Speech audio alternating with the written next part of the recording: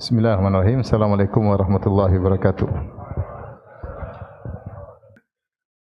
Atau sibuk dengan dunia, ya, atau menganggap ilmunya sudah cukup, yang disampaikan terlalu berlebihan, bisa jadi, ya. Tidak jadi masalah, ya. Yang penting saya ingin merefresh kembali untuk diri saya pribadi dan juga kepada hadirin dan hadirat untuk mengingat kembali keutamaan-keutamaan ilmu agar kita tetap semangat untuk ilmu. Baik, saya akan bahas tentang keutamaan ilmu. Ada beberapa poin, sekitar 15 atau lebih, 16 atau 15 poin. Yang pertama, yang perlu kita ingat, ilmu adalah ibadah, ya. Ilmu adalah ibadah, dan Rasulullah SAW bersabda, "Talabul ilmi faridatun ala kulli muslim." Ya. Menuntut ilmu adalah wajib bagi setiap muslim. Karena kita tahu kita diciptakan di atas muka bumi untuk beribadah, yaitu ibadah yang dibangun di atas ilmu, bukan asal ibadah.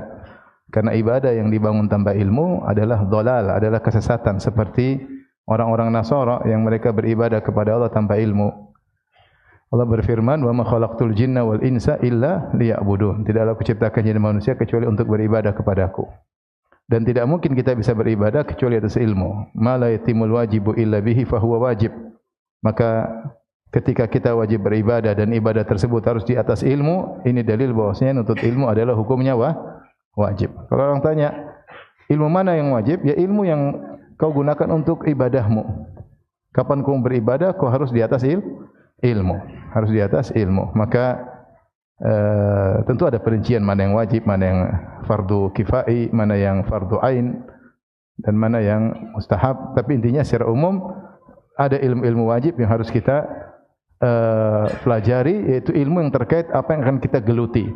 Seorang yang ingin berdagang, dia harus tahu ilmu-ilmu dasar tentang berdagang, ya. Seorang yang misalnya mau nikah, dia harus punya ilmu tentang kewajiban suami, tentang kewajiban istri, hak suami, hak istri. Dia harus mengerti tentang hal-hal terkait dengan fikih nikah. Seorang yang ingin haji, dia harus tahu juga tentang fikih haji. Seorang ingin umrah, wajib bagi dia belajar fikih umrah. Siapa yang mau jadi bisnis travel juga harus mengerti fikih apa? Travel. Ya. Semua yang mau kita kerjakan harus kita pelajari. Itulah ilmu wajib. Yang tidak terkait dengan aktivitas kita maka tidak wajib.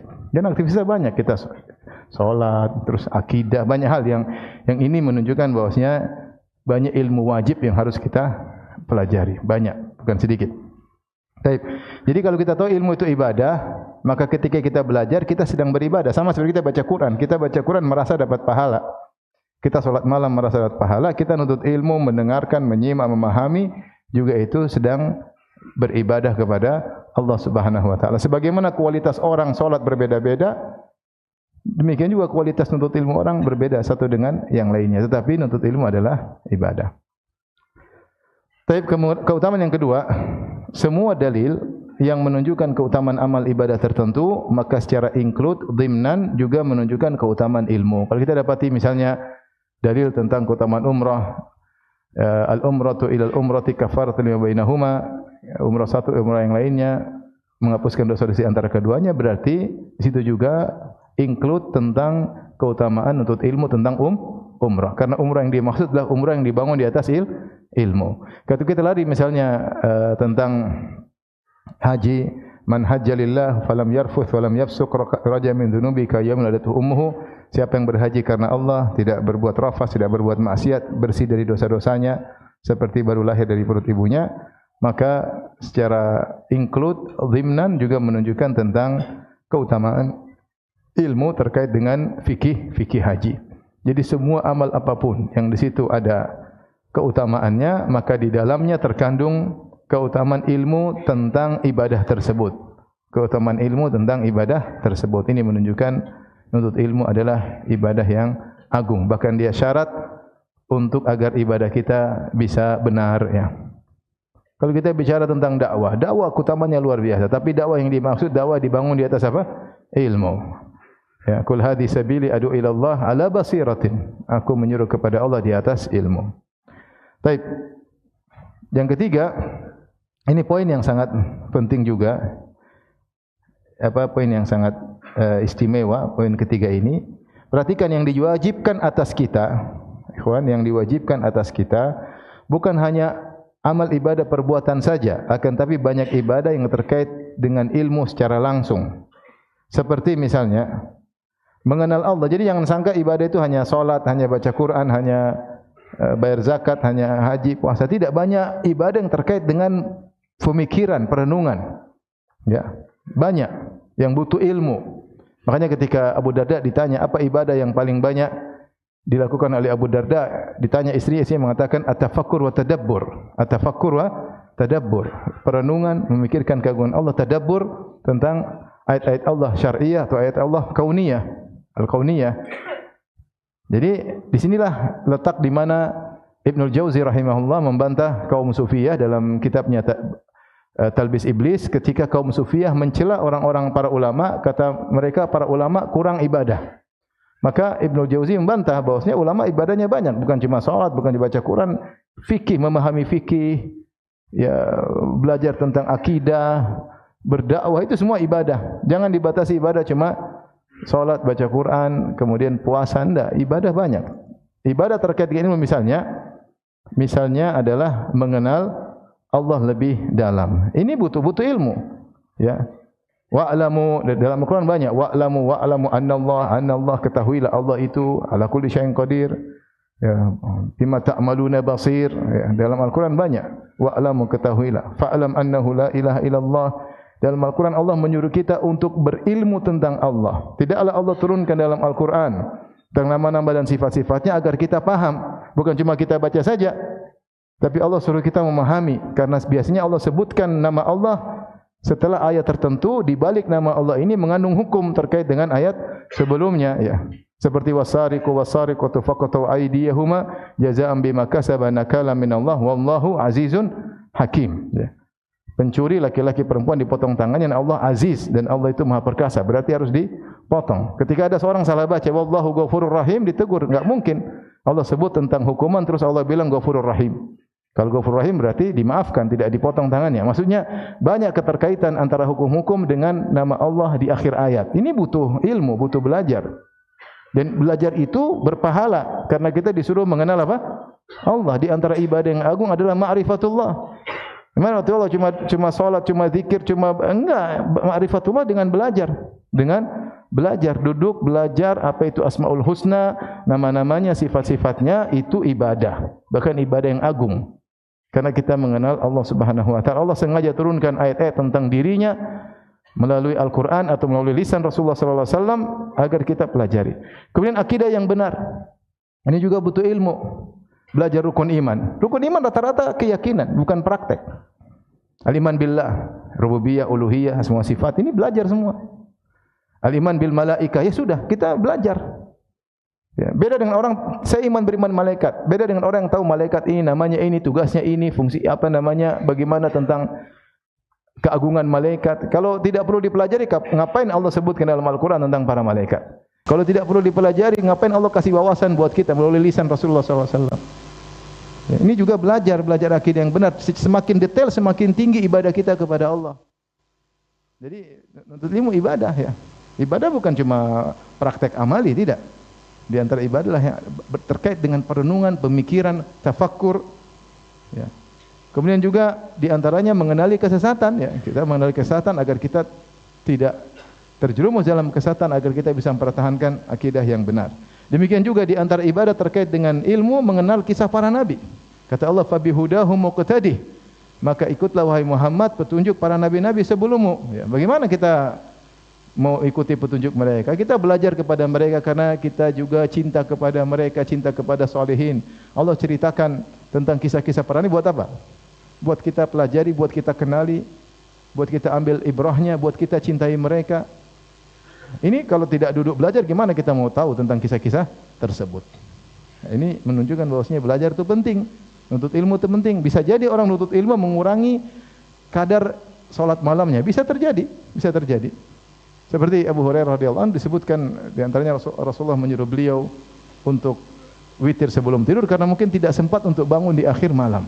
Karena beliau belajar, mungkin letih nuntut ilmu, ya. Makanya Imam Syafi'i disebutkan beliau mengatakan bahwasanya talabul ilmi afdalu min an-nafilah. Nuntut ilmu lebih baik daripada salat sunnah. Lebih baik daripada salat sunnah. Ini bukan hal sepele ya. Kemudian juga mempelajari tafsir ayat Al-Quran. Ayat Al-Quran ini banyak, ada 6.000 ayat lebih. Setiap kita baca satu ayat dengan tadabbur, tambah iman, tambah takwa, tambah dekat dengan Allah, tambah kedudukan di sisi Allah Subhanahu wa taala. Ini Al-Quran mau baca tidak kita pelajari? Ya kita pelajari satu-satu, surat ini, surat ini, surat ini. Ya. Maksud saya, disinilah benar Ibnul Jauzi ketika membantah orang-orang sufi yang mencela para ulama, dia mengatakan itu karena kejahilan mereka. Mereka menyangka ibadah cuma baca Quran, salat, zikir. Enggak, ibadah banyak di antaranya ini.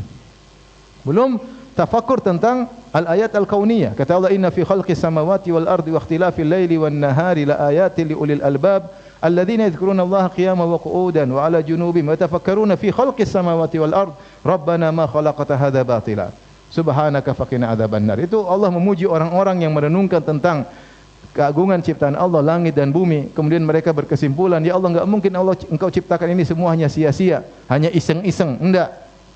Akan ada namanya hari kebangkitan, akan ada harinya hisab, persidangan, akan ada namanya hari pembalasan. Subhanaka faqina adzabannar. Kalau gitu jauhkanlah kami dari azab neraka Jahannam ya. Allah berfirman, wa fi anfusikum afala tubsirun afala yanzuruna ila ibili kaifa khuliqat wa ila samai kaifa rufi'at wa il jibali kaifa nusibat wa ardi kaifa sutihat. Itu semua ayat mau dikemanain? Afara'aitum ma tumnun, tidak kalian renungkan air mani yang kalian keluarkan? Antum takhluqunahu am nahnul khaliqun, kalian yang menciptakan, kami yang ciptakan? Ini semua butuh pembahasan. Memang baca doang gitu? Enggak. Allah suruh renungkan. Bagaimana menurut kalian tentang air mani yang kalian keluarkan? Itu ciptaan kalian atau ciptaan Allah? Memang dalam tubuh kalian, apa kalian mencipta? Bukan. Allah yang ciptakan. Makanya saya katakan ini poin yang krusial yang terkadang dilalaikan oleh sebagian orang dengan karena mereka meremehkan ilmu. Ngapain nuntut ilmu? Ngapain nuntut ilmu? Enggak, ilmu ini ibadah. Dan banyak ibadah terkait dengan tafakkur, tadabbur banyak. Ya, penghayatan, rukun iman kebanyakan bukan amal praktik tapi sekedar apa? Penghayatan dan tafakkur. Baik, kemudian di antara keutamaan ilmu, Allah Subhanahu wa taala menjadikan ahli ilmu sebagai saksi akan agungnya tauhid. Dalam surat Al-Imran, syahidallahu annahu la ilaha illa huwa wal malaikatu wa ulul ilmi qa'iman bil qist. Allah bersaksi. Jadi Allah sedang mempersaksikan sesuatu yang sangat agung, yaitu tauhid. Saking agungnya tauhid, Allah menjadikan dirinya sebagai saksi sendiri. Syahidallah, Allah bersaksi bahwasanya tidak ada yang berhak disembah kecuali dirinya sendiri. Selain itu Allah berargumentasi dengan persaksian malaikat. Wal malaikatu, tidak cukup, Allah kemudian berargumentasi juga dengan persaksian ahlul ilmi. Wa ulul ilmi.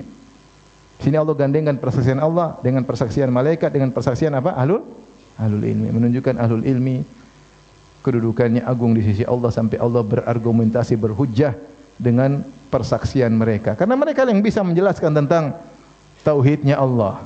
Mereka yang bisa membatalkan kesyirikan-kesyirikan, syubhat-syubhat ahlu syirik. Siapa yang bisa bantah? Ahlul ilmi. Siapa yang bisa menjelaskan tentang rububiyah Allah, uluhiyah Allah, semua sifat Allah dengan benar? Para ulama. Maka persaksian mereka dijadikan argumentasi oleh Allah untuk mempersaksikan sesuatu yang paling agung, yaitu tauhid. Dan ini menunjukkan tentang keunggulan ahlu ilmi.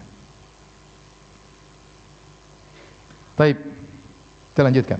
Ini sudah dicatat, sudah dipahami, sudah direnungkan.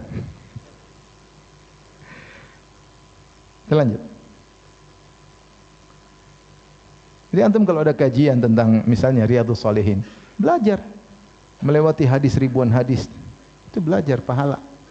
Ada kajian tafsir, belajar. Kajian fikih dari awal sampai akhir, belajar. Kajian tauhid, belajar. Ini ibadah. Ibadah. Bukan maksud saya belajar terus tidak sholat, enggak lah. Maksudnya tetap sholat, tetap baca Quran. Di antara ibadah agung juga belajar. Tapi yang berikutnya yang kelima, menuntut ilmu jalan termudah menuju surga. Rasulullah SAW bersabda, man salaka tariqan yaltamisu fihi ilman sahalallahu bihi lahu tariqan ilal jannah. Siapa yang menuntut ilmu dalam rangka siapa menempuh jalan dalam rangka menuntut ilmu, sahalallahu bihi lahu tariqan ilal jannah, maka Allah mudahkan dia berjalan menuju surga. Sering saya sampaikan bahwasanya ibadah yang membutuhkan jalan banyak. Pergi ke masjid butuh jalan, umrah butuh jalan, haji butuh jalan, berbakti pada orang tua juga butuh jalan. Banyak hal menyambung silaturahim butuh jalan, mengantarkan sedekah kepada fakir miskin juga butuh jalan. Namun kenapa Nabi khususkan jalan untuk ilmu? Rasulullah tidak mengatakan siapa yang berjalan untuk silaturahmi Allah mudahkan jalannya menuju surga. Padahal semuanya menuju surga. Orang jalan untuk silaturahmi menuju surga enggak? Menuju surga. Ya. Orang jalan untuk ziarah menuju surga. Orang jalan untuk berbakti sama orang menuju surga. Tapi dikhususkan nuntut ilmu kata sebagian ulama karena dia adalah jalan tercepat atau termudah masuk surga. Ini menunjukkan nuntut ilmu adalah ibadah yang agung. Sampai seorang berjalan saja sudah dapat ibadah dan akan dimudahkan jalannya menuju surga. Kenapa bisa demikian? Karena Allah berfirman, "Qul hal yastawil ladzina ya'lamuna wal ladzina la ya'lamun?" Apakah sama antara orang yang berilmu dengan orang tidak berilmu?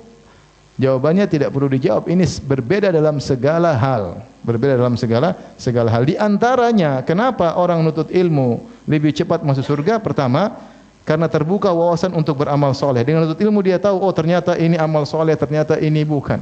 Ternyata amal dunia kalau diniatkan untuk akhirat juga dapat berpahala. Ternyata ada suatu amal kita bisa gabung beberapa niat sehingga pahalanya menjadi double. Banyak hal terbuka wawasan untuk cara mencari pahala. Banyak. Ya. Dengan apa? Dengan nuntut ilmu. Yang kedua, dengan nuntut ilmu kita mengetahui skala prioritas. Ini yang lebih penting daripada ini didahulukan daripada ini. Kalau nuntut ilmu enggak tahu. Ilmu enggak tahu. Dengan nuntut ilmu dia tahu potensi dia di mana. Oh, potensi saya di sini. Saya begini. Dengan nuntut ilmu dia tahu mana sedekah yang pahala lebih banyak. Dia ngerti sedekah banyak macam, tapi ada afdhalus sadaqat. Ayo sedekah afdal. Mana yang paling afdal dia tahu. Ada penjelasan dalam hadis-hadis Nabi. Maka dia tahu skala prioritas. Dan nuntut ilmu pun dia tahu jalan-jalan keburukan untuk dia jauhi. Maka dia tahu jalan keburukan dia jauhi sehingga dia tidak terjatuh dalam kesalahan. Maka ini saja seberi gambaran, sebagian ini disebut di antara Thahir bin Asyur dalam tafsirnya terhadap ayat ini. Ini menunjukkan bahwasanya nuntut ilmu adalah jalan termudah untuk masuk surga. Karena dia pembuka untuk segala macam amal ibadah. Cakrawala terbuka, wawasan terbuka dan banyak hal yang menjadikan seorang tahu. Ibaratnya kalau orang berdagang, dia tahu cara berdagang, dia cepat dapat untung. Dia tahu lewat sini. Ya, fa'tul buyuta min abwabiha. Masuk rumah lewat pintu-pintu. Oh, ngerti kalau begini caranya. Ini ilmu dunia. Oh, lewat sini, sukses. Tapi kalau enggak punya ilmu, coba salah. Buang-buang waktu dan belum tentu berhasil. Maka dengan ilmu seorang tahu bagaimana menuju hasil yang baik dan dia tahu skala prioritas sehingga dia bisa maksimal dalam beramal soleh untuk bisa masuk surga.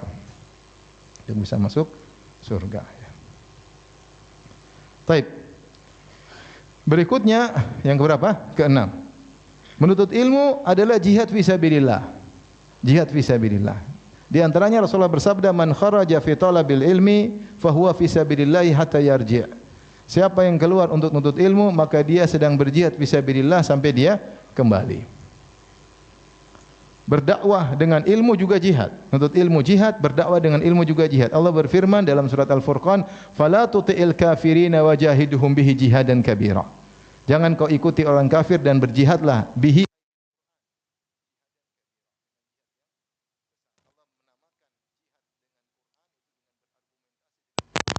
untuk membantah Abu Jahal CS adalah jihadan kabiran, jihad yang besar. Dan ini ayat Al-Furqan turun surat Makkiyah. Dan itu ketika itu belum diwajibkan jihad dengan pedang. Jihad dengan ilmu. Ya. Allah berfirman juga, "Ya ayuhan Nabi, jahidil kuffar wal munafiqina waghluz alaihim." Wahai Nabi, berjihadlah melawan orang kafir dan orang munafik. Taib berjihad dengan orang munafik. Dengan pedang tidak boleh, karena orang munafik KTP-nya Islam. Terus apa jihad terhadap orang munafik? Dengan hujjah. Membantah syubhat-syubhat mereka. Oleh karena nuntut ilmu adalah jihad fisabilillah. Sarana berjihad. Berjihad.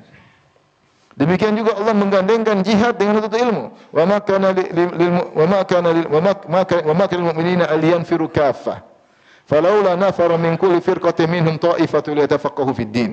Waliyunziru qaumam idza raja'a ilaihim la'allahum yahdharun. Tidak pantas seluruh kaum mukminin pergi berperang. Harus ada sekelompok orang nuntut ilmu. Allah gandengkan, ada tugasnya jihad dengan pedang, ada tugasnya nuntut ilmu. Digandengkan dengan jihad menunjukkan kedudukannya seperti jihad. Bahkan sering saya sampaikan bahwasanya jihad ada dua, jihad bil ilm, jihad bi as-sinan. Jihad bil qalam, jihad bis sinan. Jihad dengan ilmu, jihad dengan pedang. Sebenarnya yang jadi tujuan jihad dengan ilmu karena tujuan diutusnya para rasul untuk berdakwah. Kapan disyariatkan jihad dengan pedang? Ketika dakwah dihalangi. Ketika dakwah dihalangi baru disyariatkan jihad dengan pedang. Makanya dari satu sisi tinjauan, jihad dengan pedang adalah sarana atau wasilah, adapun jihad dengan dakwah dengan ilmu adalah tujuan.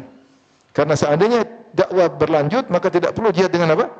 Pedang. Dari sisi ini bahwasanya jihad dengan ilmu lebih afdal. Jadi satu sisi pertama. Sisi kedua, jihad dengan ilmu bisa dilakukan kapan saja. Berbeda dengan jihad dengan pedang tidak selalu bisa dilakukan karena banyak persyaratan yang harus dipenuhi. Melihat maslahat dan mudarat, lemah dan kuatnya kaum muslimin. Adapun jihad dengan ilmu kapan saja bisa dilakukan. Dan lihatlah sekarang bagaimana Islam tersebar di mana-mana karena orang-orang berjihad dengan dakwah dengan ilmu. Terus kita meremehkan ilmu. Maka jihad adalah, menuntut ilmu adalah jihad. Mendakwakannya adalah jihad. Baik, sebagai bahan renungan, kenapa jihad? Karena untuk menjaga syariat dari yang merusak atau menghilangkan. Syariat ini kalau tidak dipelajari akan dilupakan. Dan di antara tujuan kita menuntut ilmu adalah untuk menjaga apa? Syariat. Kita belajar agar kita paham. Kalau nggak ada yang belajar, nusyal ilm fa'ubidat, seperti yang terjadi pada kaum Nabi Nuh. Ilmu dilupakan, akhirnya berhala disembah. Maka syariat terus dijaga. Cara menjaga syariat menuntut ilmu. Menuntut ilmu. Untuk menegakkan daulah Islamiyah misalnya, butuh para qudhat. Para qudhat harus punya, para qadhi harus punya ilmu tentang syariat. Kalau tidak diajarkan, lama-lama syariat hilang. Apalagi masuk liberal, muncul orang liberal, orang pluralis, liberalis. Lama-lama ilmu akan hilang. Kalau udah hilang, syariat hilang. Kemudian juga untuk menyebarkan Islam harus dengan ilmu. Di antara bentuk jihad tadi disebutkan jihad bil ilm, dakwah. Maka kalau tidak punya ilmu gimana mau berdakwah?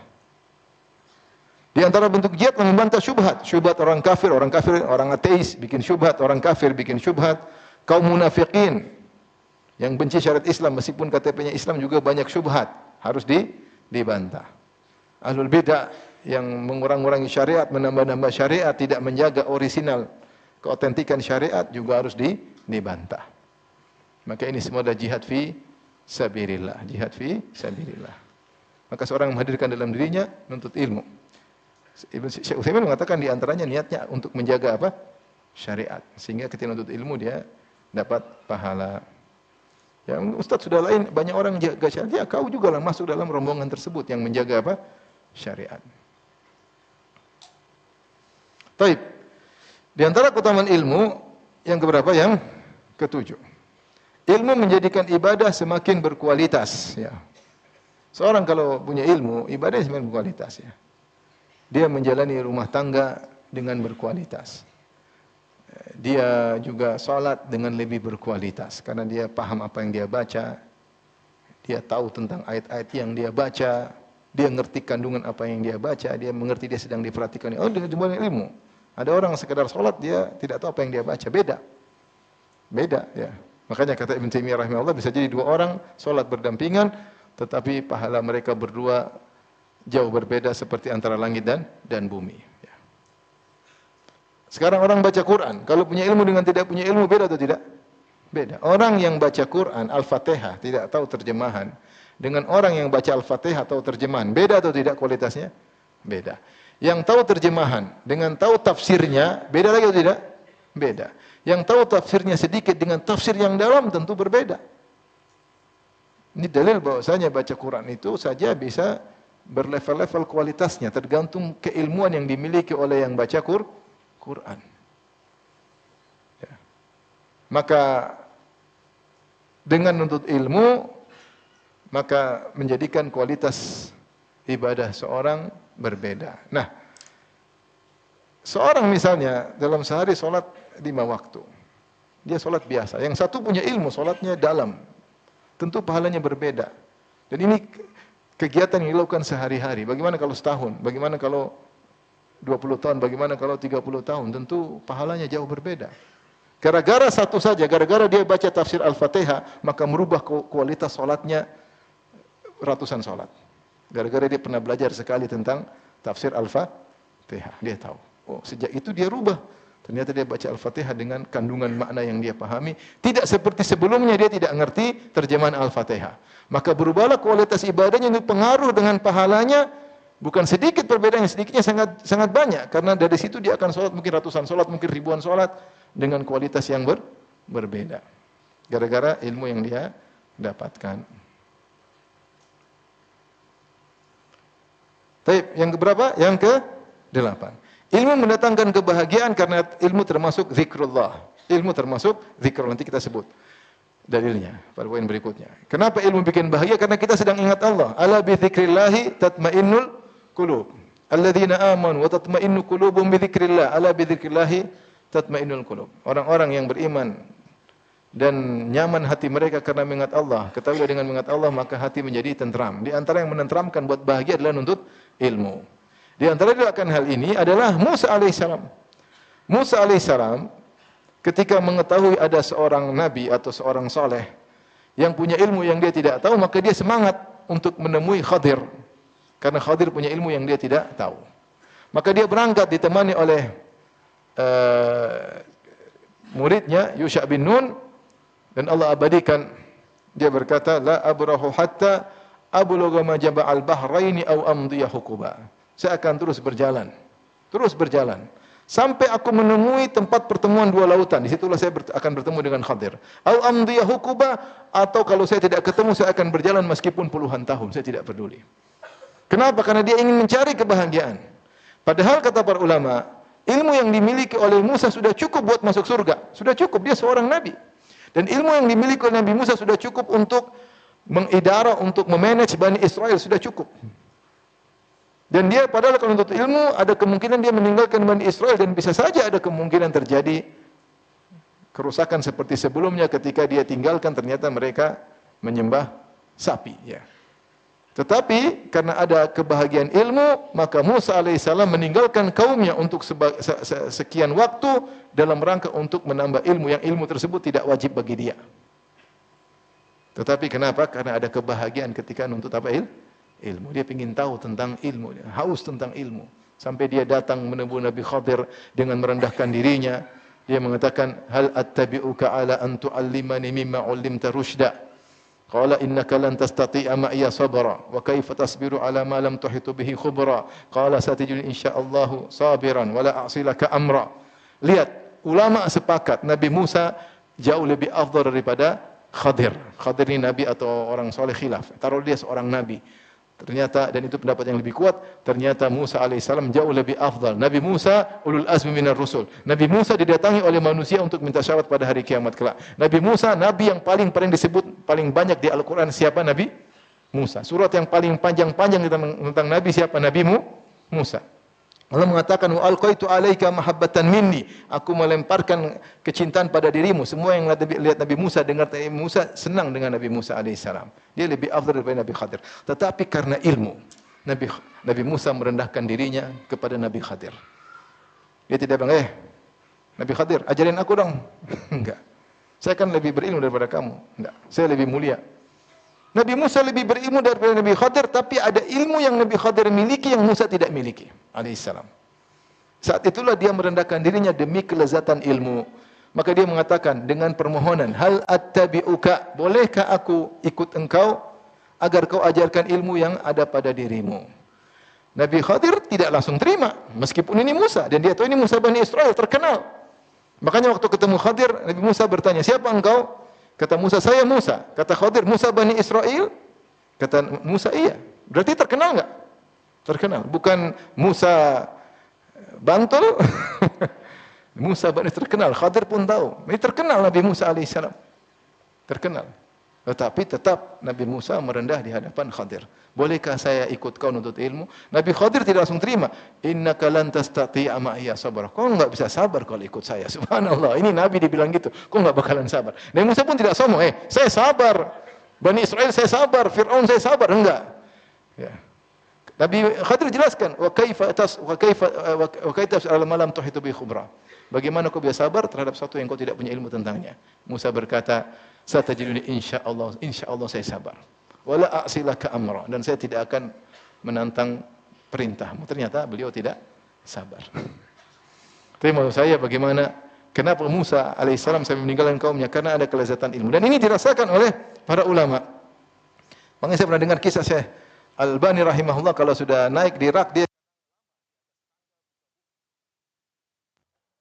kelezatan, cari ada kelezatan yang dia dapatkan. Betapa banyak istri para ulama yang cemburu kepada para ulama. Kenapa? Buku sering lebih dilihat daripada istrinya. Sering lihat baca buku, istrinya jarang dilihat. Kenapa? Dia merasakan kelezatan. Mereka sampai safar ribuan kilo, kadang meninggalkan keluarga karena mencari kelezatan, kebahagiaan yang mereka dapatkan. Nuntut ilmu itu mendapatkan kenikmatan kebahagiaan. Kebahagiaan kita di tangan Allah. Kalau kita nuntut ilmu ikhlas, kita merasakan hasilnya, maka seorang akan merasakan kebahagiaan. Maka sibuklah dengan kebahagiaan ilmu, sementara sebagian orang sedang sibuk mencari kelezatan maksiat. Sibukkan diri kita untuk mencari kelezatan dan kebahagiaan yang hakiki, itu diantaranya dengan nuntut ilmu. Baik, kita lanjut. Yang keberapa sekarang? 9.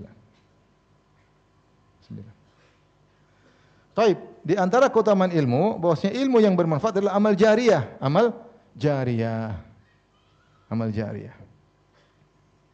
Rasulullah SAW bersabda, "Idza matal insanu qata'an amalu illa min thalath." Jika seorang meninggal dunia terputus amalannya kecuali 3, di antaranya ilmun yuntafa'u bihi, ilmu yang bermanfaat. Lihatlah sekarang bagaimana ulama kalau disebutkan orang mengatakan rahimahullah. Orang ulama punya tulis buku ratusan tahun yang lalu sampai sekarang dibaca, orang bilang rahimahullah. Sementara para raja selesai. Mereka hanya didoakan rakyatnya di zamannya. Mereka hanya dikenang nama mereka di zamannya. Setelah itu selesai. Mana orang kaya, mana para raja-raja, mana para penguasa, selesai ceritanya. Yang selalu bersama masyarakat sampai hari kiamat para ulama dengan buku-buku mereka.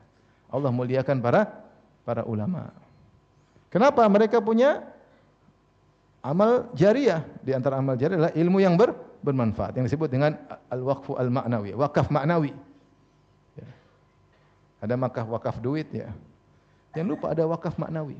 Wakaf ma'nawi. Bisa dengan ceramah-ceramah, bisa dengan menulis buku, ya. Wakaf. Ya. Dan kalau dan wakafnya adalah model MLM, multi level marketing. Kejar satu orang ini ngerti, dia ngajar orang berikutnya, antum juga dapat pahala. Dia ngajar lagi sampai rantai ke 100, tetap kita juga dapat pahala. Tidak tahu kalau Allah berkahi ilmu seseorang, maka bermanfaat terus menerus. Oleh karenanya ilmu kalau didakwahkan akan menjadi amal jariyah. Ada seorang mungkin malas salat. Antum dakwahi dia dengan ilmu antum. Antum dakwahi dia, jelaskan. Antum traktir bakso sekali 2 kali. Setelah itu dia sadar dia salat selama 30 tahun. Semua pahala salat dia ngalir sama antum. Padahal antum cuma modal bakso plus ilmu. Mudah. Betapa banyak kita bahagia datang orang, Ustaz, saya dulu awal dapat hidayah gara-gara dengar ceramah antum. Subhanallah, mudah-mudahan saya ikhlas. Sering dengar gitu bahagia. Coba orang yang dapat hidayah kemudian dia sumbang sana sini banyak, saya dapat pahala juga meskipun enggak nyumbang. Dan saya tidak bermaksud dakwah dia cuma nonton YouTube kemudian dapat apa? Hidayah. Azan kah? Azan dulu. Baik, kita lanjutkan. Oleh karenanya ilmu adalah sumber pahala yang sangat mudah. Mesin pahala, ilmu dan dakwah adalah mesin pahala yang paling cepat. Oleh karenanya dipilih untuk para nabi dan rasul. Apa yang dipilih nabi dan rasul? Ilmu dan dakwah. Dakwah ala basirah. Oleh karenanya hanya diwariskan kepada orang-orang utama, yaitu para ulama. Karena dia adalah mesin pendatang pahala, pencetak pahala yang paling cepat. Itulah ilmu dan dakwah. Oleh karenanya Rasulullah bersabda, "Fadlul alim 'alal 'abid ka fadlil qamari 'ala sa'iril kawakib." Sungguhnya keutamaan orang alim di atas ahli ibadah seperti keutamaan rembulan di atas seluruh bintang-bintang. Bintang-bintang jumlahnya ribuan. Rembulan cuma satu, tapi yang beri cahaya di atas muka bumi adalah rembulan. Ahli ibadah ribuan, satu orang ahli ilmu ini lebih utama, dia yang mengarahkan, dia yang membimbing. Ahli ibadah enggak ngerti, dia yang penting ibadah, salat, dia enggak ngerti, ditanya masalah dia enggak ngerti, menghadapi masalah dia tidak ngerti, bahaya syubhat dia enggak ngerti. Butuh siapa? Butuh orang punya ilmu. Jadi jangan pandang remeh orang, satu orang ilmu lebih baik daripada ribuan ahli ibadah. Bahkan kalau ahli ibadah berfatwa pakai perasaan, bukan pakai ilmu. Betapa banyak orang berfatwa dengan perasaan. Contoh, berfatwa dengan perasaan tentang kisah pembunuh 100 nyawa yang dia sudah bunuh 99 nyawa, dia tanya kepada ahli ibadah. Ahli ibadah berfatwa dengan perasaan. Dia mengatakan orang seperti kau bagaimana bisa diterima tobatnya? Maka dipenggal lagi lehernya. Ini fatwa pakai perasaan. Seperti kisah dua orang yang satu rajin ibadah, satu rajin maksiat. Akhirnya rajin ibadah negur yang ahli maksiat. Ya hadza aqsir, berhentilah. Ya, sampai akhirnya ditegur berulang-ulang, akhirnya pelaku maksiat marah, dia mengatakan, "Ya da'ni wa rabbi, biarkan saya diurus sama Tuhanku, ngapain ikut-ikut campur. Abu ifta alayya raqiba, memang Allah utus kamu jadi pengawasku. Sudah cukup malaikat raqib atid, ngapain kau ngawas-ngawasin?" Ini perkataan salah juga. Salah juga ya. Tapi akhirnya ahli ibadah ini marah, dia berfatwa dengan tanpa ilmu, dia berkata, "Lan yaghfirallahu laka." Allah tidak akan ngampuni kamu. Ini fatwa pakai apa? Pakai perasaan. Akhirnya Allah matikan dia, Allah masukkan dalam neraka jahanam. Kenapa? Dia berfatwa tanpa ilmu. Ngeri. Bukan hanya memberi, terkadang malah merusak, ya. Merusak, ya. Rasulullah bersabda, "Ama sa'alu idza lam ya'lamu inna syifal iyya su'alu." Kenapa mereka tidak bertanya kalau tidak tahu? Sungguhnya obat dari ketidaktahuan adalah bertanya. Qataluhu qatalahumullah, hadis yang masyhur. Baik. Jadi menuntut ilmu adalah amal jariah dan dia mesin pahala yang paling apa? Yang paling cepat dan efektif. Karena sebagian ulama membahas, bolehkah seorang kemudian baca Quran atau baca Al-Fatihah kemudian mengatakan kirim kepada Nabi sallallahu alaihi wasallam? Sebagian ulama membahas katanya tidak beradab. Kenapa? Karena semua yang kita baca meskipun enggak usah dikirim akan sampai kepada Nabi. Karena yang ngajarin Al-Fatihah siapa? Rasul, muallimul awal, dia adalah pengajar pertama, guru pertama. Semua yang kita kerjakan yang ngajarin siapa? Rasulullah. Maka apa yang kita kerjakan pahalanya ngalir kepada Nabi sallallahu alaihi wasallam. Tapi sekarang yang berapa? Yang 10.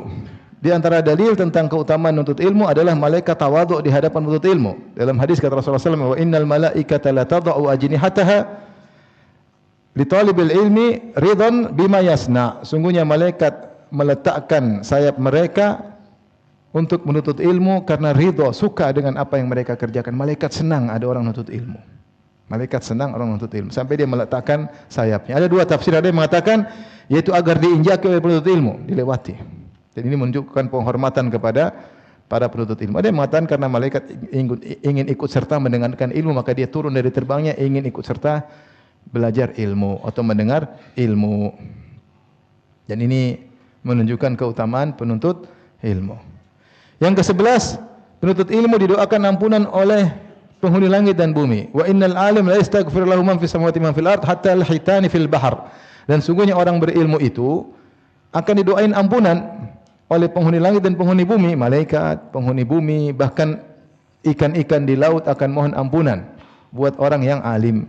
Kenapa? Karena orang alim inilah yang menjaga kebaikan dunia. Bukankah dunia rusak karena maksiat? Ya, kata Allah, "Zaharul fasadu fil barri wal bahri bima kasabat aydin nas." Terjadi kerusakan daratan lautan gara-gara apa? Gara-gara perbuatan manusia. Ya, di antara dampak maksiatlah kerusakan, dan di antara dampak kemaksiatan bisa rusak sampai ke lautan.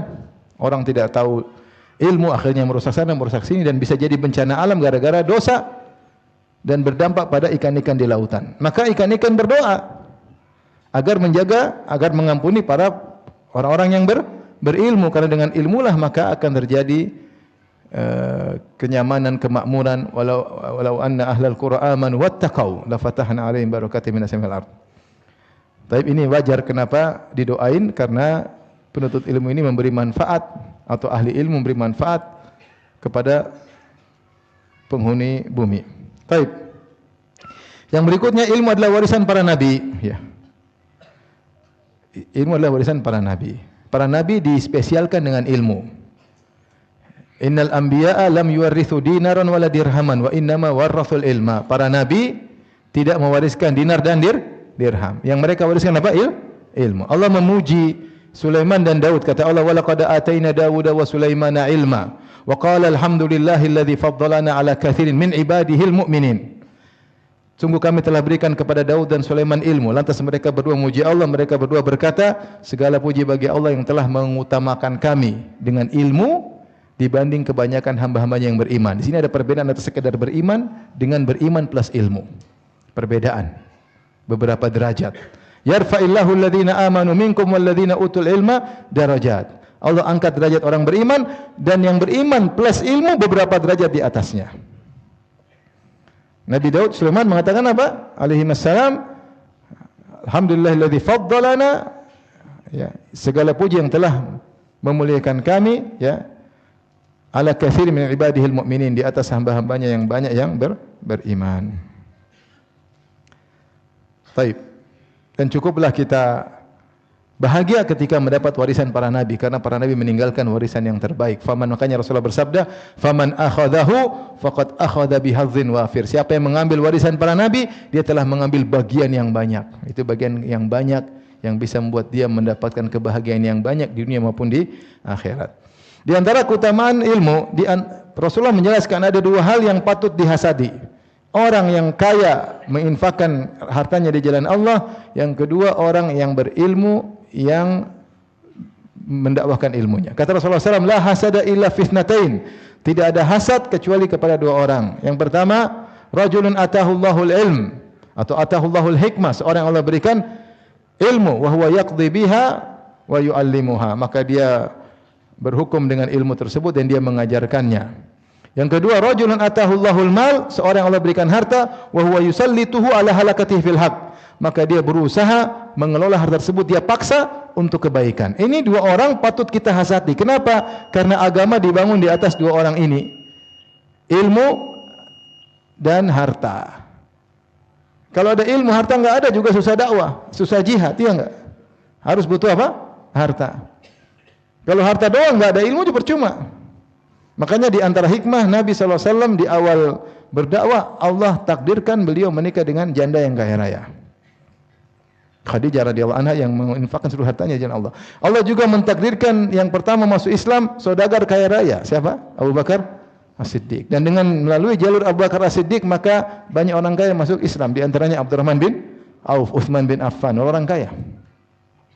Ilmu butuh duit dan juga butuh dakwah, butuh duit dan butuh apa? Ilmu.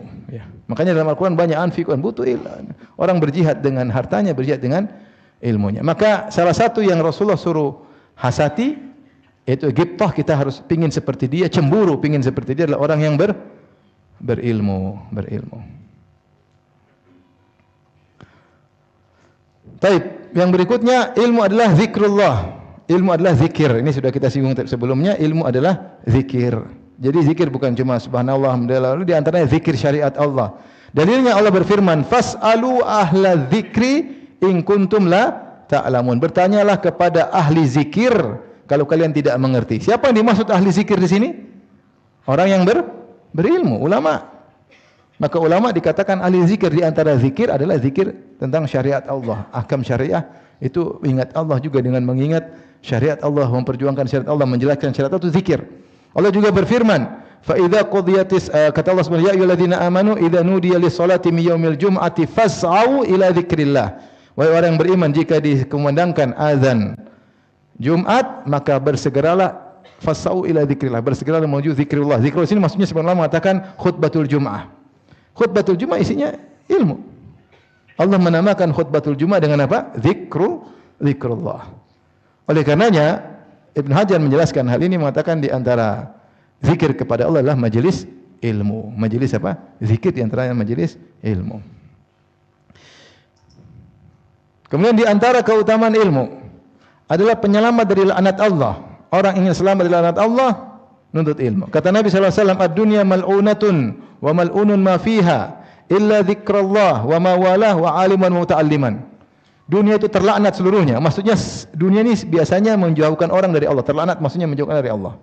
Kecuali apa? Kecuali zikrullah, kecuali ingat Allah. Wa ma wala, yaitu ma yuhibbuhullah, apa yang Allah cintai. Wa aliman, dan orang berilmu, wa muta'alliman, dan yang sedang belajar. Maka dia akan dekat dengan Allah. Dia terselamatkan dari laknat yang disebut oleh Nabi sallallahu alaihi wasallam. Selanjutnya, yang ke-16. Allah kalau sudah kasih seorang ilmu, berarti Allah ingin bagi dia kebaikan yang banyak. Kata Nabi SAW, man yuridillahu bihi khairan yufaqihu fid din. Siapa yang Allah ingin kebaikan baginya, Allah buat dia paham tentang agama. Khairan di situ datang dalam konteks nakirah. Man yuridillahu bihi khairan, di sini kata para ulama, nakirah litafkhim, untuk menunjukkan kebaikan tersebut bukan kebaikan yang sepele, tapi kebaikan yang besar. Allah akan berikan kebaikan besar. Kalau Allah ingin kebaikan besar pada seorang, Allah buat dia faqih tentang ilmu. Bukan sembarang kebaikan. Mafhum mukhalafahnya, siapa yang Allah tidak ingin kebaikan baginya, Allah buat dia tidak suka nuntut ilmu, jauh dari ilmu. Yang ke-17, Allah membedakan anjing berilmu dengan anjing yang bahlul. Yas'alunaka madza uhilla lahum.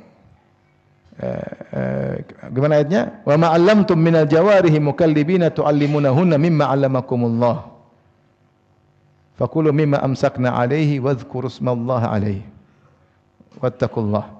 Kata Allah, kalian dihalalkan di antaranya hasil buruan anjing yang sudah kalian ajarin. Itu kalbul muallam, anjing yang sudah diajarin, kalian lepas bilang bismillah, maka kalau dia nangkap hewan buruan, itu hewan buruan jadi halal. Tapi kalau anjingnya bahlul, dia tangkap hewan buruan haram.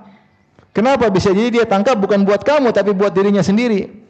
Bayangkan anjing berilmu dibedakan dengan anjing bahlul. Anjing aja dibedakan, apalagi manusia. Qul hal yastawi alladziina ya'lamuna wal ladziina ya'lamun. Apakah sama orang berilmu dengan orang tidak berilmu? Tentu berbeda. Dan ini menunjukkan keutamaan ilmu. Bahkan punya asar pada hewan anjing. Bayangkan anjing yang tadinya kalau disimpan mengurangi pahala, karena dia berilmu berubah. Dia boleh taruh di rumah, dia boleh jalan sama seseorang. Kenapa? Karena dia punya ilmu. Itu anjing. Apalagi manusia. 18. Orang pemilik ilmu harusnya tidak terpedaya dengan dunia. Harusnya tidak terpedaya dengan dunia. Karena dia tahu hakikat dunia, hakikat akhirat. Harusnya kalau ilmunya berkah, dia tidak terpedaya dengan dunia. Dalilnya apa? Tentang kisah Fir'aun, Qarun. Ya. Kata Allah Subhanahu Wa Taala, Inna Qaruna kana min qaumi Musa fabagha alaihim. Sungguhnya Qarun adalah dari kaum Musa dan dia melampaui batas terhadap kaum Nabi Musa. Wa atainahu minal kunuzi ma inna mafatihahu latanu bil usbah ulil quwwah. Dan kami berikan dia harta yang banyak yang kunci-kuncinya saja berat untuk dibawa oleh orang-orang yang hebat. Dia dinasihati, idz qala lahu qaumuhu, ketika kaumnya itu orang-orang yang berilmu menasihatinya. La tafrah, jangan kau sombong. Innallaha la yuhibbul farihin. Sungguhnya Allah tidak sombong, tidak suka orang yang sombong. Wabtaghi, nasihat jadi orang berilmu. Wabtaghi fima ataqallahu daral akhirah. Wala tansa nasibaka minad dunya. Gunakanlah harta yang Allah berikan kepadamu untuk mencari akhirat, dan jangan lupa duniamu, tapi gunakan potensi harta yang Allah berikan kepadamu untuk cari akhirat. Nasihat. Ya. Kemudian wa ahsin kama ahsanallahu ilaik. Nasihat mereka lagi, berbuat baiklah kepada manusia sebagaimana Allah telah berbuat baik kepadamu. Wala tabghil fasada fil ard, jangan bikin kerusakan di atas muka bumi dengan bermaksiat, melakukan kemungkaran. Innallaha la yuhibbul mufsidin, Allah tidak suka dengan orang-orang berbuat kerusakan. Maka Qarun sombong, dia mengatakan innama utituhu ala ilmin indi. Saya ini jago karena saya punya ilmu. Saya belajar kimia, saya jago ya. Baik. Setelah itu, ya, dia keluar dengan kesombongan. Fa kharaja ala qaumi fi zinati. Satu hari dia keluar dengan bawa seluruh hartanya, emas peraknya, anak buahnya, budak-budaknya, dengan sombong-sombongnya. Ketika itu orang yang tidak punya ilmu, qala alladziina yuriduna al-hayata ad-dunya, ya laita lana mithla ma utiya Qarun innahu ladzu hazzin 'azim. Berkata orang-orang yang suka dengan kehidupan dunia, mereka bercita-cita seandainya kita diberikan harta seperti Qarun, sungguh dia telah mendapatkan bagian yang besar. Wa qala alladziina utul ilma. Di sini peran orang yang punya ilmu menasihati. Wa qala alladziina utul ilma wailakum sawabullahi khairun liman amana wa amila shalihan. Celaka kalian wahai pencari dunia. Pahala yang Allah siapkan di akhirat lebih baik daripada harta Qarun yang begitu banyak. Lebih baik bagi orang yang beriman dan beramal saleh. Wala yuqlaqaha illa sabirun. Namun tidak ada yang bisa melakukannya kecuali orang yang sabar. Kemudian kata Allah, fa khasafna bihi wa bidarihil ard, kami benamkan Qarun, rumahnya kami benamkan, kekayaannya kami benamkan. Sampai disebut harta Qarun meskipun di Jawa. Padahal Qarun di Mesir. Saking banyaknya. Fama kana lahu min fi'atin yansurunahu min dunillahi wa ma kana minal muntasirin. Tidak ada yang bisa tolong dia. Anak buahnya, bodyguardnya enggak ada yang bisa tolong dia. Hartanya tidak bisa menyelamatkan dia. Waktunya terbenam. Padahal super kaya raya. Apa kata Allah? Wa asbaha alladziina tamannaw makanahu bil amsi yaquluna wa ka'anna Allah yabsutu rizqa liman yasha'u min ibadihi wa yaqdir. Laula an manna Allahu 'alaina la khasafa bina wa ka'annahu la yuflihul kafirun. Akhirnya para pencari dunia jadi menyesal. Dia mengatakan, aduhai, benarlah Allah melampangkan rizki, bagi Allah kehendaki Allah menyempitkan. Ternyata Allah melapangkan rizki, menyempitkan itu ada hikmahnya. Kemudian kata mereka, laula an mannallahu alaina, seandainya Allah tidak beri anugerah kepada kami, maksudnya anugerah sehingga kami miskin. La khasafa bina, seandainya Allah tidak sayang sama kami, Allah bikin kami kaya, kami tenggelam seperti Qarun. Tapi di antara karunia Allah kepada kami, kami dibikin miskin. Ngerti tidak? Jadi terkadang kemiskinan adalah apa? Anugerah untuk menghindarkan dari berbagai macam penyakit, sombong, angkuh yang timbul dari harta. Tapi yang jadi perhatian kita di sini, yang menasihati Qarun adalah para pemilik ilmu yang tahu tentang hakikat ini dan akhirat. Oleh karena saya ingatkan, kalau orang untuk ilmu ternyata malah ngajarin dunia, itu salah berarti. Itu ustadz keliru, ngajarin ilmu tapi malah ngajarin apa dunia. Ngajarin ilmu tapi malah tamak dengan dunia. Ini salah jalan. Harusnya ilmu mengingatkan kepada akhirat. Harusnya ilmu menjadikan seorang tidak terpaya dengan dunia. Tapi berikutnya yang terakhir mungkin ilmu diinfakkan semakin tambah. Ilmu diinfakkan semakin bertambah. Kalau duit infakkan berkurang ya secara zahir. Ilmu diinfakkan semakin kokoh, semakin bertambah. Terakhir ikhwan dan akhwat yang dirahmati Allah Subhanahu wa taala. Ini sekitar 19 keutamaan itu utamanya masih banyak. Yang saya sempat tulis ya. Kalau begitu, ilmu adalah sesuatu yang sangat hebat. Maka untuk meraih sesuatu yang hebat tentu perlu perjuangan. Saya bacakan perkataan Ibnu Qayyim rahimahullahu taala. Bahwasanya semua penuh dengan perjuangan. Beliau berkata, Ibnu Qayyim, "Fal makarimu manutatun bil makarih." Sesungguhnya perkara-perkara yang mulia terikat dengan perkara-perkara yang tidak disukai. Was-sa'adatu la ya'buru ilaiha illa ala jisril masyaqqah. Sungguhnya kebahagiaan tidak mungkin seorang bisa nyebrang menuju kebahagiaan kecuali melewati jambatan kesulitan. Fala tuqta' masafatuha illa fi safinatil jiddi wal ijtihad. Tidak mungkin seorang bisa menyeberang kecuali dengan naik perahu kesungguhan dan ijtihad, perjuangan. Qala Muslim fi sahihihi. Sungguhnya Imam Muslim berkata dalam sahihnya,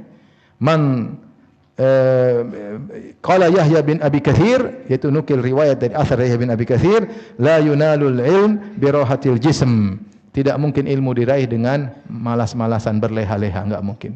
Ini disebut oleh Imam Muslim dalam sahihnya setelah beliau menyebutkan banyak riwayat dengan berbagai macam turuk, dengan berbagai macam lafal, tahu-tahu dia selipkan asar ini Yahya bin Abi Katsir. Tidak mungkin ilmu diraih dengan malas-malasan, dengan berleha-leha. Seakan-akan dia ingin jelaskan, saya untuk ngumpulin riwayat-riwayat ini dengan berbagai macam lafal-lafalnya butuh perjuangan. Tidak gampang bikin seperti ini. Tapi kalau untuk meraih kebahagiaan seperti ini butuh perjuangan, maka ilmu tidak diraih dengan kemalasan. Baik. Apa kata Ibnu Qayyim lagi? Wala yanalu darajata wirasatin nubuwah ma'a dzalika wala yanalu al-ilm illa bihajri ladzat. Tidak mungkin ilmu diraih kecuali dengan meninggalkan kelezatan. Wa tatliqir raha, dan talak 3 malas-malasan. Kemudian beliau berkata, wa qala Ibrahim al-Harbi, ajma'u qala kulli ummatin anna an-na'ima la yudraku bin na'im. Seluruh orang berakal bersepakat bahwasanya kenikmatan tidak mungkin diraih dengan kenikmatan pula. Wa man athara ar-rahata fatatur raha. Siapa yang ingin berleha-leha, dia tidak akan berleha-leha di kemudian hari. Fama li sahibil ladzati wa ma li dawati warasatul anbiya. Baik. Selanjutnya dia berkata, ini Ibnu Jauzi sekarang dia berkata, ya. Ta'ammaltu ajaban, aku merenungkan perkara yang menakjubkan. Wa huwa anna kulla syai'in nafisin khatirin yatulu tariquhu wa yakthuru ta'abu fi tahsilihi. Sungguhnya saya perhatikan seluruh perkara yang mahal, yang bernilai tinggi, pasti jalannya jauh dan capek untuk bisa meraih ya yang mahal tersebut. Kemudian kata beliau, fa innal ilma lamma kana asyrafal asya, tatkala ilmu adalah suatu yang paling mulia, lam yuhassal illa bitta'ab, maka tidak mungkin diraih kecuali dengan kecapean, wassahar dan begadang, wattikrar dan diulang-ulang, wahajri ladzat warraha dan meninggalkan kelezatan dan malas-malasan. Maka beliau mengatakan kalau begitu segala sesuatu yang mulia, kita sudah 19 tadi keutamaan ilmu, ini bukan perkara sepele. Untuk bisa menjadi ahli ilmu butuh kesabaran, butuh serius ya. Kalau ngaji jangan tidur, nulis, murojaah, diulang-ulang. Apa kata Imam Syafi'i? Biqadril kaddi tuktasabul ma'ali, faman talabal ula sahiral layali. Sesuai dengan kadar keletihan maka diraih kemuliaan. Siapa yang ingin meraih kejayaan maka dia harus bergadang. Waman ramal ula bighairi kaddin adha'al umra fi talabil muhali. Siapa yang ingin mencapai ketinggian tanpa semangat, tanpa letih, dia hanya buang-buang umurnya dalam meraih kemustahilan. Ya, kalau mau ya, serius. Adapun pengin jadi orang berilmu tapi tidur-tiduran, malas-malasan, tidak nyatat, enggak murojaah, ya itu hanya buang-buang umur, hanya buang-buang umur. Tarumul izza thumma tanamu lailan yagusul bahra man talabal laali. Kau ingin meraih kejayaan sementara kau tidur tidak begadang. Ya. Orang yang ingin mencari mutiara harus menyelam ke dalam, butuh perjuangan. Maka nasihat pada saya pribadi juga pada hadirin hadirat, karena ilmu adalah ibadah, untuk ilmu ibadah maka perlu perjuangan, sabar untuk ilmu, sabar untuk ilmu. Masih ada waktu tidak? Masih. Taib. Sekalian ya. Berapa poin-poin yang harus diperhatikan? Pertama, mau berapa poin? Jika demikian, maka menuntut ilmu banyak tantangannya. Poin-poin yang harus diperhatikan: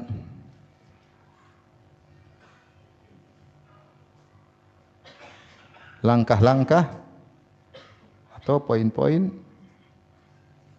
kisi-kisi yang diperhatikan ketika menuntut ilmu.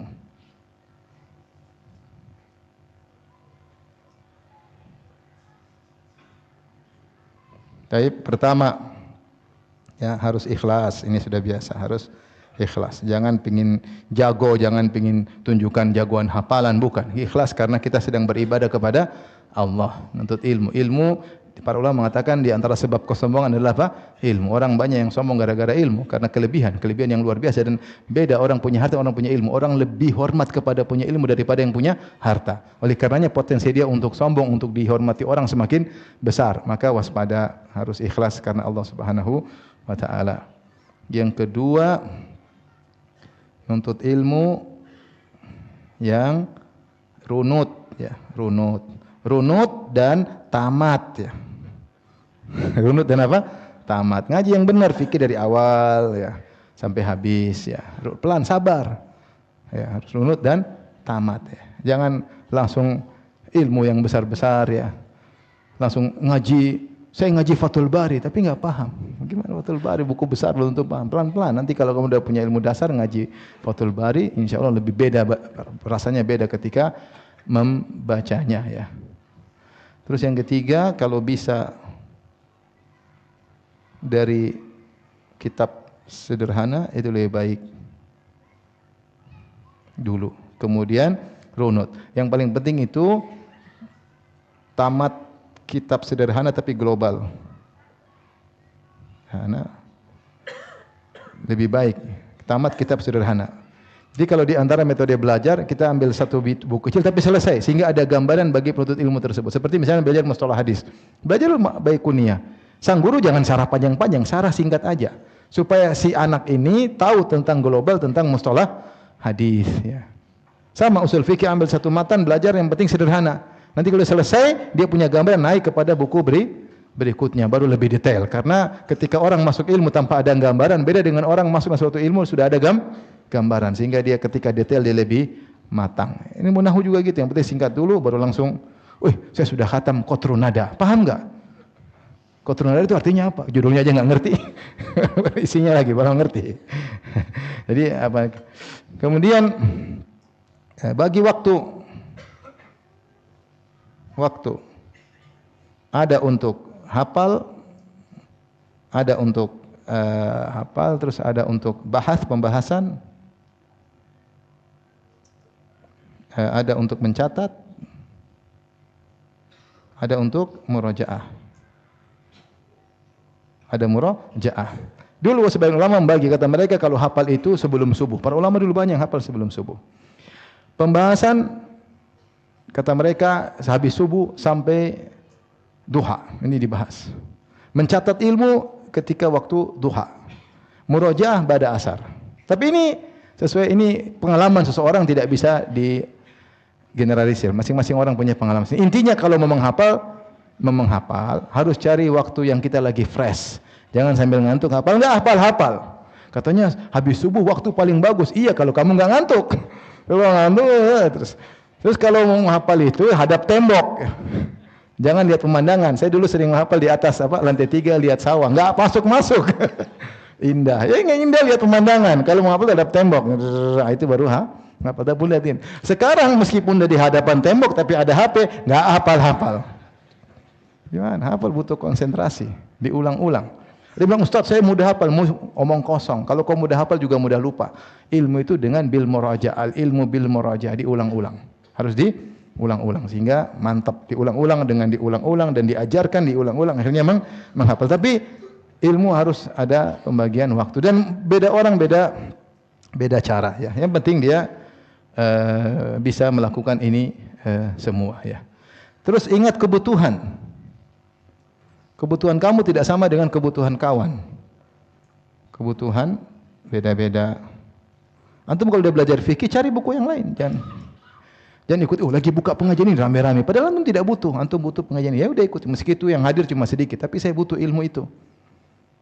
Jangan latah, semua ngaji ini semua ikut, ngaji ini semua ikut ya. Kecuali memang ada yang semua orang pengen ngaji itu silakan. Tapi mau saya kebutuhan beda-beda. Alhamdulillah sekarang penuntut orang ilmu banyak. Ada orang ustaz bisa ngajar usul fikih. Saya belum pernah belajar usul fikih, belajar sama dia. Ya. Seperti itu. Jadi sesuai dengan apa? Kebutuhan. Kemudian jangan lupa diamalkan. Intinya kalau sudah punya ilmu hendaknya diamalkan. Demikian saja.